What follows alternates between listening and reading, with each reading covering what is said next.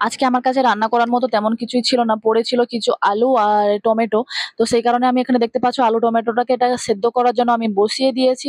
আদা রসুনটাকে নিয়ে নিয়েছি পেস্ট করে, কারণ আজকের আমি বানাবো পাহাড়ি আলু টমেটো বেশ সবজি। পেঁয়াজটাকেও সুন্দর করে কুচিয়ে নিয়েছি, কাঁচা লঙ্কাগুলোকেও সুন্দরভাবে কুচিয়ে নিচ্ছি।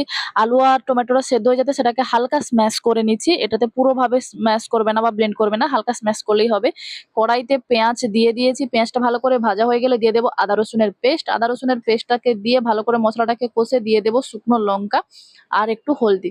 দিয়ে দেওয়ার পরে মশলাটা যখন খুব সুন্দরভাবে কষে যাবে তারপরে দিয়ে রেখে দেবো আমি এখানে আলু আর টমেটো দিয়ে দেবো। সেটাকে 4-5 মিনিট সুন্দর করে ফুটিয়ে নেব। ফুটিয়ে নেওয়ার পরে আমি আবার সেটাকে সুন্দর করে কিন্তু নামিয়ে নিতে হবে। নামিয়ে নেওয়ার পরে কড়াইতে দিয়ে দিতে হবে একটু গোটা জিরে আর শুকনো লঙ্কার ফোড়ন, তারপরে আবার দিয়ে দিতে হবে আলু টমেটোটাকে।